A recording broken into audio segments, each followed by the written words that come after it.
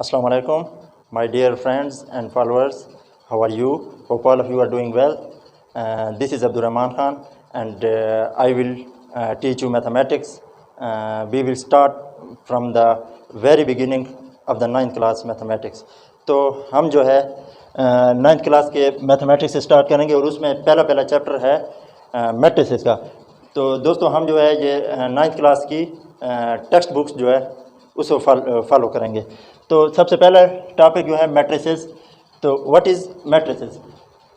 Matrices is the plural form of matrix.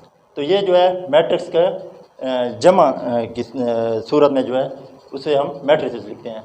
तो ये जो है सबसे पहले इंट्रोड्यूस किए थे एक इंग्लिश मैथमेटिशियन जेम्स सिल्वेस्टर ने 19th सेंचुरी में, और उसके बाद उन्हीं के दोस्त मैथमेटिशियन आर्थर केले ने इस पे जो है फर्दर काम किया और उन्होंने इन्हीं मैट्रिसेस का जो है अलजेब्रिक एस्पेक्ट्स में जो है इसे यूटिलाइज़ किया। 1950s में उन्होंने अपने जो है 2 पेपर्स भी इस पे शाया किए। तो अब हम आते हैं मैट्रिक्स की तरफ। तो matrix is a rectangular arrangement और एरे ऑफ नंबर्स, सिंबल्स और एक्सप्रेशंस। जब हम नंबर, सिंबल्स या एक्सप्रेशंस को जो है रेक्टेंगुलर शेप में लिखेंगे तो इसे जो है मैट्रिक्स कहते हैं। और ये जो है हमेशा कैपिटल A to Z किसी भी जो है अल्फ़ाबेट से इन्हें रिप्रेजेंट किया जाता है।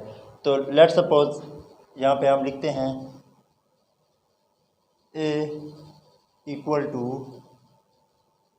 1 2 3 4। तो ये जो है पैरेंथेसिस में नंबर्स को लिखेंगे तो ये क्या हो जाएगा, हमारे पास एक मैट्रिक्स है। अब इसी के बाद हम इसी के एप्लीकेशंस की तरफ जाते हैं। तो इसके जो है इतलाक यानी कहाँ पे ये यूज़ होता है। तो मैट्रिक्स जो है ये बहुत जो है बड़े पैमाने पर इनका मुख्तलिफ़ फील्ड्स में इस्तेमाल है। इसी तरह फ़िज़िक्स के अंदर जो है ये ऑप्टिक्स और क्वांटम मैकेनिक्स में इस्तेमाल होते हैं। इसके अलावा स्टैटिस्टिक्स में जो है प्रोबेबिलिटीज़, और कंप्यूटर साइंस में जो है ग्राफिक्स में ये जो आपके पास 3D डायमेंशंस जो चीज़ें होती हैं उन्हें जो है आपको स्क्रीन पे 2 डायमेंशंस करके दिखाने में जो है मैट्रिक्स का बहुत अहम किरदार है। इसके बाद हमारे पास आ जाता है रोज़ एंड कॉलम्स। तो रोज़ जो है rows runs horizontally while columns vertically.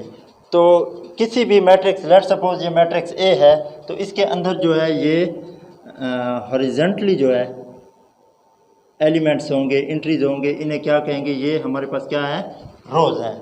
जबकि ये जो वर्टिकली हैं 1 3 एंड 2 4 ये हमारे पास क्या हो जाएंगे, कॉलम्स हो जाएंगे। इसके बाद आगे चलते हैं ऑर्डर और डायमेंशन और साइज ऑफ ए मैट्रिक्स। तो ऑर्डर, डायमेंशन या साइज जो है ये किसी मैट्रिक्स की रोज़ और कॉलम को जो है, लेट सपोज हमारे पास एक मैट्रिक्स है उसके अंदर m रोज़ हैं और n कॉलम्स हैं।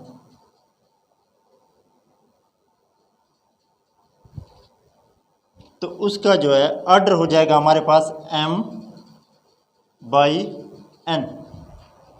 देखने पे तो ये m क्रॉस n टाइप लगता है, लेकिन इसे जो है हम m/n पढ़ेंगे। तो ये जो है इसका m जो है ये नंबर ऑफ रोज़ को रिप्रेजेंट कर रहा है, जबकि n जो है ये नंबर ऑफ कॉलम्स को रिप्रेजेंट कर रहा है।